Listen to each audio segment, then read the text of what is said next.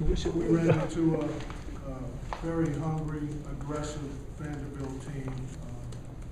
I thought when they made their first three, Cornette kind of falling down, and that gave them a lot of confidence, and they were aggressive on both ends of the floor. And I thought the Baldwin kid was really good at the point guard. He dictated the whole game on both ends of the floor.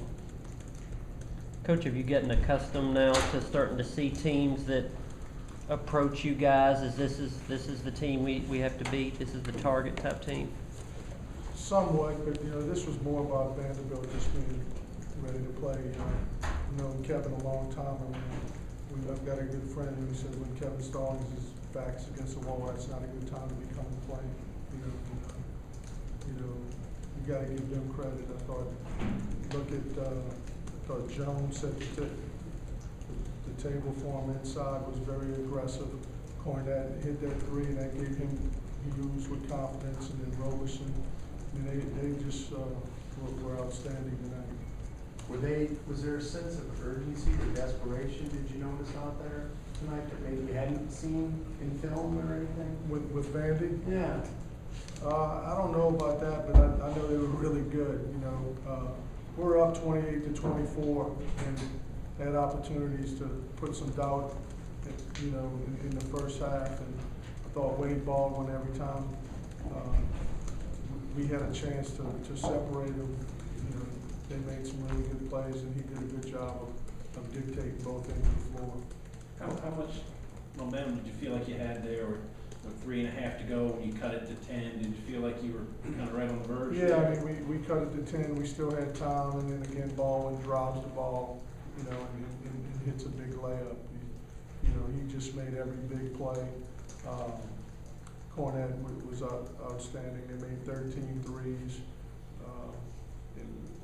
We never really felt like we were out of the game, but we never really felt like we were in the game, because every time we tried to make a run, I thought they made a good play offensively or defensively. How difficult do they become when Cornette's making threes early in the game like that? He's a big key. I mean, you lose him for 3 weeks like they did, and it disrupts the rhythm. They're a rhythm team offensively, the way they move the ball. And when he's playing like he's playing, he's 7'1", and Damian Jones is 7 foot. And you look, Jalen Jones was 1 for 13, and we had a hard time finishing around the basket because of their length. Those two guys scoring the ball really fueled their defense, and they did a really good job of defending the basket. How tough were the double teams on Jalen Jones? Well, if we got back in the game by Jalen making the right decisions and getting it out and reversing it, and we made some shots. But I thought he rushed and he put some pressure on himself, and you got to give them credit for speeding him up and getting him out of rhythm. You've coached a couple times in this building. Did being able to walk the sideline help you? I mean, it really had no factor, in this game as well as they played. But that's all I'll say about that. So,